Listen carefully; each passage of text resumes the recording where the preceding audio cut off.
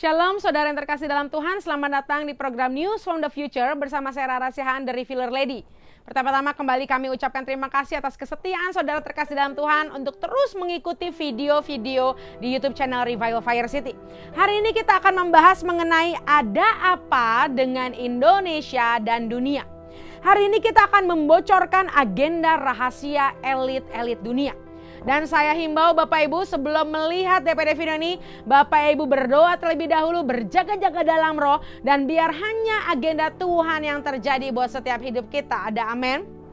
Bapak Ibu, telah tertulis dalam Efesus 6 ayat 12, sebab perjuangan kita bukanlah melawan darah dan daging, melainkan melawan penguasa-penguasa, melawan otoritas-otoritas, melawan penghulu-penghulu kegelapan di dunia ini, melawan roh-roh jahat di udara.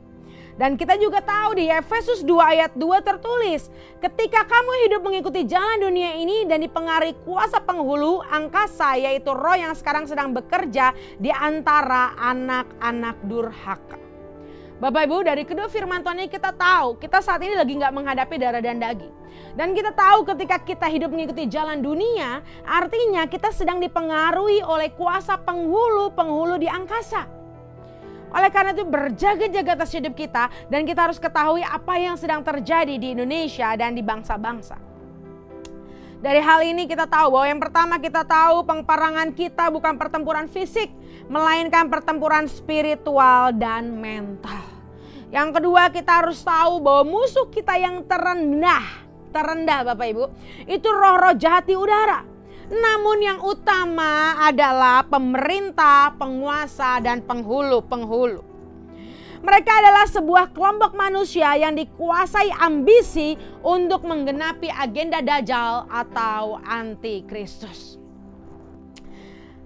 Kita baca Bapak Ibu di 1 Yohanes 2 ayat 18-19. Anak-anakku, inilah waktu yang terakhir, dan seperti yang telah kamu dengar bahwa seorang antikristus akan datang, bahkan sekarang banyak antikristus telah muncul, dan dari tanda itu kita tahu bahwa ini adalah waktu yang terakhir. Mereka meninggalkan kita karena mereka bukan berasal dari kita, sebab jika mereka berasal dari kita, mereka akan tetap tinggal bersama kita. Tetapi mereka pergi supaya menjadi nyata bahwa mereka bukanlah berasal dari kita. Berjaga-jaga Bapak Ibu, siapakah mereka itu yang disebutkan dalam firman Tuhan? Mereka adalah organisasi rahasia dengan inisial FM, IL, juga ada Bilderberg Group, ada Skull and Bones, and the New World Order. Bapak Ibu, kalau Bapak mau mengetahui ini lebih lanjut, Bapak bisa banyak mencari data-data research, prophetic research mengenai hal-hal tersebut. Tapi kita akan membukakannya supaya kita semua berjaga-jaga dan kita tahu ada apa yang sedang terjadi di dunia ini. So berjaga-jaga, dan saya percaya ada tanda darah Yesus, ada kuasa darah Yesus dalam setiap kita. Dari setiap yang menonton YouTube channel ini, semua kita tidak terkecuali yang mengcover kita, yang menutup bungkus kita dengan kuasa darah Yesus. Sehingga kita adalah pemenang, lebih dari pemenang, karena kita adalah milik daripada Tuhan Yesus Kristus. Lalu pertanyaannya, kita sudah tahu mereka itu siapa. Lalu pertanyaannya, apa yang mereka sedang kerjakan? Apa agenda dan aktivitas yang mereka sedang lakukan? Yang pertama adalah mengenai pandemi COVID-19. Bapak Ibu, hari-hari ini ketika COVID-19 terjadi, banyak hal yang akhirnya kita lakukan di rumah. Working from home, school online, kita banyak menggunakan media sosial, meeting-meeting online dan lain sebagainya. Tanpa kita sadari Bapak Ibu, ternyata mereka sedang taking our privacy through digital. Banyak orang-orang yang dikendalikan oleh kuasa jahat sedang mengambil privacy dan memasukkannya dalam dunia digital. Itu melalui digital.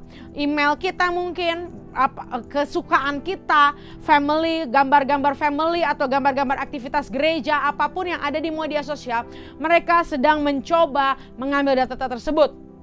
Oleh karena itu be careful, terus berjaga-jaga melalui media sosial, terus berjaga-jaga melalui meeting online, apapun yang kita miliki melalui digital.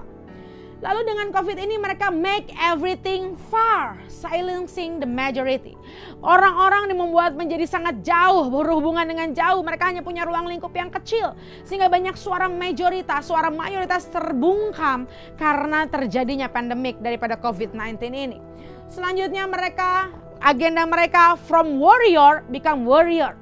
Dari seorang pejuang, warrior, menjadi warrior, orang-orang yang khawatir, orang-orang yang takut, orang-orang yang tidak memiliki keberanian lagi. Ini adalah budaya yang mereka sedang suntikan. So kita kebas, tolak dalam nama Yesus dan berkatakan bahwa kita adalah warrior, kita adalah pejuang di dalam Tuhan Yesus Kristus. Selanjutnya yang mereka sedang kerjakan adalah trading war, economic collapse.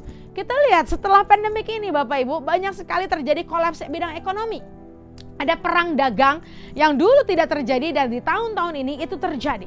So inilah agenda mereka melalui pandemi COVID-19 dan di belakang itu semua ada power yang membuat ini semua terjadi. So ayo anak-anak Tuhan bangkit, kita berdoa, kita perkatakan bahwa roh dalam kita lebih besar daripada roh yang ada di dunia ini. Dan tidak ada kuasa yang melebihi daripada kuasa Tuhan Yesus Kristus. Ada amin Bapak Ibu. Selanjutnya adalah agenda yang sedang mereka kerjakan. Yang kedua adalah chaotic movement atau kegerakan yang membuat kacau. Yang pertama adalah mereka bring new structure through diversity. Sehari-hari ini banyak sekali orang yang akhirnya fokus kepada keberagaman mereka. Banyak sekali orang yang akhirnya tidak menjadi toleran. Banyak orang yang hanya melihat perbedaan demi perbedaan dan mereka melupakan unity. Mereka melupakan bahwa kita bersaudara, bahwa kita memiliki kesamaan, yaitu kita manusia yang dikasihi oleh Tuhan. Bahkan yang menyedihkan lagi, bahkan tubuh Kristus, gereja-gereja Tuhan mengalami yang namanya hal seperti ini. Mereka hanya lihat perbedaan. Mereka tidak mau melihat kesatuan dan mereka bersatu sebagai keluarga. Yang kedua adalah intel war. Ada musim-musim di musim ini bahwa para intel sedang berperang. Banyak pesan-pesan rahasia yang kita nggak tahu itu dilepaskan di udara, dilepaskan di era digital ini, dilepaskan melalui kode-kode rahasia dan itu menimbulkan namanya intel war. Selanjutnya namanya poverty sharing. Banyak orang yang semakin hari kalau kita lihat banyak konten YouTube mereka memamerkan kekayaan mereka. Mereka berlomba-lomba dengan segala apapun yang mereka punya dan membuat ada kesenjangan sosial. Makin banyak sekali orang yang merasa tidak bersyukur dengan apa yang mereka miliki karena mereka melihat konten-konten yang berisi orang-orang berlomba-lomba semakin kaya sehingga akhirnya banyak orang-orang miskin yang semakin menderita, banyak orang miskin yang mengalami kesenjangan sosial, dan akhirnya justru juga banyak angka kriminalitas yang semakin meningkat. Kita lihat budaya, baru kita lihat di era-era sekarang ini Bapak Ibu, di mana konten-konten, di mana banyak hal terjadi itu benar-benar kita saling berlomba kekayaan, saling iri, saling jealous, saling berlomba-lomba untuk menjadi yang terkaya dan yang paling memiliki harta yang tidak dimiliki oleh orang lain. Selanjutnya adalah silencing and killing the other side. Di masa sekarang ini agenda iblis adalah membuat banyak anak Tuhan silence, bahkan gereja Tuhan dibuat silence. Tapi di satu sisi ada satu hal, yaitu killing the other side. Kita tanpa sadar banyak orang-orang, banyak spirit yang menguasai orang-orang untuk saling menikam dari belakang, untuk saling membunuh, saling menjatuhkan. Tidak ada lagi belas kasihan, tidak ada lagi kemurahan, yang ada hanya dendam, yang ada hanya persaingan. Mereka saling membunuh, saling mengalahkan, saling menginjak satu dengan yang lain. Tidak ada lagi kasih, tidak ada lagi empati. Semuanya dihitung berdasarkan hanya dengan power, hanya dengan money, tapi bukan dengan firman Tuhan, bukan dengan kebenaran Bapak Ibu yang terkasih dalam Tuhan. Selanjutnya yang ketiga adalah mantra zaman. Inilah agenda yang organisasi-organisasi rahasia itu sedang lakukan. Yang pertama adalah art and entertainment propaganda. Banyak sekali film, musik, video klip, apapun itu acara-acara entertainment, tanpa sadar itu adalah mantra-mantra zaman. Tanpa sadar mereka sedang mau mengubah budaya seseorang, budaya suatu bangsa melalui art entertainment. Maaf Bapak Ibu, seperti budaya yang berjauh daripada moral. Seperti anak-anak muda sekarang dengan hedonismenya, dengan euforianya. Banyak sekali itu ditampilkan melalui art entertainment. Tanpa sadar generasi muda, orang-orang mulai terbius, mulai tersihir dengan cara hidup yang gak berdasarkan dengan firman Tuhan. Bahkan melalui game-game online, melalui kesenangan-kesenangan. Mereka bergerak, agenda mereka melalui kesenangan-kesenangan dunia. Tanpa sadar, di balik itu semua ada mantra yang membuat orang-orang tersebut jauh daripada Tuhan. Selanjutnya menjadi generasi gampangan.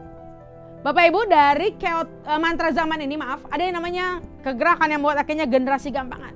Banyak sekali orang akhirnya tidak mau mengalami proses yang besar, tidak mau mengalami proses yang panjang. Mereka maunya serba instan. Mereka mau kaya dalam semalam, terkenal dalam semalam, segala sesuatu maunya instan. Sehingga banyak sekali generasi yang akhirnya tiba-tiba populer, tiba-tiba mengalami kesuksesan, tapi itu seperti instan dan seperti sesuatu hal yang bukan berdasarkan daripada yang Tuhan mau. Sehingga akhirnya ketika orang begitu cepat naik dan dia begitu cepat dijatuhkan, dan bahkan ketika dia naik, dia mengalami promosi, kesuksesan atau kekayaan, tidak ada basic atau pondasi firman Tuhan yang kuat untuk membuat dia bertahan dan membuat dia stand di panggilan dia. Banyak sekali kegerakan zaman ini yang membuat semua generasi gampangan. Kita bisa mengakses segala sesuatu dengan mudah. Kalau dulu di era tahun 80-an, 90-an, kalau orang mau buat skripsi, mereka harus cari literatur ke perpustakaan, mereka harus benar-benar membuka buku, begitu demikian rupa. Tapi di generasi zaman sekarang semua menjadi mudah, sehingga tanpa kita sadari ada generasi gampangan yang sedang iblis ciptakan. Sehingga ketika anak-anak tersebut mengalami proses yang besar, mereka akan mudah menyerah. Ketika mengalami proses, mereka mudah gugur, karena mereka tidak biasa mengalami proses. Karena segala sesuatu sudah dibuat instan, dibuat gampang. Tapi Tuhan mau bilang, generasi hari-hari ini Tuhan mau buat sebagai generasi yang kuat, a strong generation, generasi yang punya mental yang kuat, generasi yang diproses dan bersama Tuhan Yesus untuk mengalahkan dan menaklukkan dunia. Ada amin Bapak Ibu? Selanjutnya dengan matra zaman ini akan membuat ada short mind people. Tanpa sadar orang-orang akan berpikiran pendek. Mereka tidak memiliki pemikiran yang dewasa. Mereka tidak memiliki pemikiran yang benar berdasarkan firman Tuhan. Mereka cepat mengambil keputusan. Short mind. Dikit-dikit mereka akan protes. Mereka akan marah. Saling membuli di media sosial dan lain sebagainya. Itulah short mind people. Jangan sampai kita menjadi bagian dari seperti ini. Kita harus punya pikiran Kristus. Kita harus punya pikiran yang berhikmat. Pikiran yang daripada Tuhan. Ketika kita memiliki pikiran itu, maka kita akan berhati-hati berbicara. Kita akan berhati-hati dalam bertindak. Dan itu biar itu menjadi sesuai daripada firman Tuhan. Ada amin Bapak Ibu? Selanjutnya yang terakhir adalah space war. Hari-hari ini kita akan melihat sebenarnya ada pertempuran di angkasa. Dengan kata lain, pertempuran di media global yang kita tidak sadari. Salah satunya adalah Vatikan versus Trump. Kalau kita berbicara mengenai ini, Bapak Ibu bisa mencari juga research lebih lanjut lagi, bahwa sebenarnya tanpa sadar ada war, ada peperangan antara Vatikan and versus Trump. Soalnya ada hybrid and integration. Banyak sekali kuasa kegelapan yang mau mengintegrasi dengan anak-anak manusia. Percaya atau tidak Bapak Ibu, kuasa kegelapan di zaman-zaman sekarang ini dia semakin nyata menunjukkan dirinya. Semakin dia gila untuk mendekati manusia dan menguasai manusia. Kalau dulu kita melihat pelayanan pelepasan itu deliverance, tapi zaman-zaman sekarang kita akan masuk yang namanya pelayanan pelepasan exorcism. Bapak Ibu bersiap untuk hal ini, terus upgrade diri kita. Minta urapan yang baru, perbaharui setiap hubungan kita dengan Tuhan. Karena iblis sudah mau yang namanya hybrid dan integration. Kebas di dalam nama Tuhan Yesus Kristus. Selanjutnya ada from drone to satellite. Kalau dulu kita menggunakan yang namanya teknologi drone, teknologi yang hanya sebatas atmosfer yang kita lihat, atmosfer bumi, tapi nanti akan masuk ke satellite. Segala sesuatu dikontrol di satellite yang masuk ke ruang angkasa, ke space. Akhirnya setiap gerak-gerik kita, semua apapun yang kita kerjakan itu bisa terpantau lebih lagi dibanding waktu-waktu sebelumnya. Ini banyak sekali yang kita tidak ketahui bahwa di space war itu ada satelit-satelit yang memang dipakai untuk memantau, untuk mengintai setiap anak-anak Tuhan dan bahkan mengintai setiap agenda-agenda di negara, di kota, bahkan di pemerintahan-pemerintahan. So, watch out untuk semua engkau pendoa syafaat, untuk semua engkau watchman, ayo kita pray until something happen. Kita berdoa, isi terus cawan doa kita sehingga hanya pemulihan, hanya revival, transformasi yang itu yang terjadi atas hidup kita, keluarga kita, gereja kita dan bangsa kita di dalam nama Yesus. Selanjutnya yang terakhir adalah space become new research. Bapak Ibu kalau baca berita Amerika Serikat atau negara-negara berkembang, negara-negara powerful country, negara-negara adidaya, mereka sudah mulai mengembangkan yang namanya space war. Banyak ada pasukan-pasukan yang akan dibuat, bahwa ada pasukan-pasukan luar angkasa yang akan memantau seluruh kegiatan di bangsa-bangsa di dunia-dunia. Bahkan mulai ada yang namanya, kalau dulu ada US Army itu ada di darat, di laut, di udara, tapi nanti akan ada army militer yang akan bergerak di bidang space. Karena kita lihat negara-negara maju yang luar biasa, mereka akan pakai satelit, mereka akan berperang melalui satelit, melalui era digital, mereka berperang melalui intel mereka dan pasukan-pasukan mereka. Oleh karena itu be careful Bapak Ibu, kita terus berlindung dalam naungan yang maha tinggi. Kita dan keluarga kita dijaga, dilindungi, karena kita ada di bayang-bayang daripada sayap perkenanan Tuhan Yesus, di bayang-bayang dalam sayap perlindungan Tuhan Yesus. Saya berdoa biar anugerah Tuhan menjadi perisai buat setiap kita, kuasa darah Yesus yang menjadi jaminan kemenangan buat setiap kita, sehingga ketika semakin hari zaman ini kita semakin melihat peperangan yang begitu besar, tapi semakin hari kita akan semakin melihat kuasa Tuhan, semakin hari kita akan melihat kemenangan gemilang-gemilang yang Tuhan Yesus berikan buat setiap kita dan keluarga kita di dalam nama Tuhan Yesus Kristus. Bapak Ibu, ketika firman ini disampaikan, ketika video ini disampaikan, Bapak Ibu yang sudah mendengar ini, ayo ambil waktu berdoa, ambil waktu kita jaga hidup kita. Kita mulai pray for our family, berdoa untuk keluarga kita, berdoa untuk kota kita, berdoa untuk gereja kita, berdoa buat Indonesia dan juga bangsa-bangsa. Ayo bangun pasukan, menaikkan doa-doa pujian penyembahan kita, karena nama Yesus menara yang teguh, benteng perlindungan yang tidak bisa digoncangkan oleh apapun juga. Haleluya. Demikian video hari ini Bapak Ibu, biar Bapak Ibu bisa diberkati, jangan lupa di-share video ini, juga Bapak Ibu sebarkan kepada kerabat, teman-teman Bapak Ibu, sehingga banyak orang berjumpa dengan Tuhan, mereka berjaga-jaga, mereka berdoa, mereka menjadi pasukan Kristus, dan mereka menjadi orang yang terus berdiri teguh dengan iman mereka, dan mereka menjadi pemenang lebih dari pemenang di dalam nama Yesus. Akhir kata, saya Rara Syahaan, The Refill Lady, mengakhiri video ini dengan satu kata, tuntas.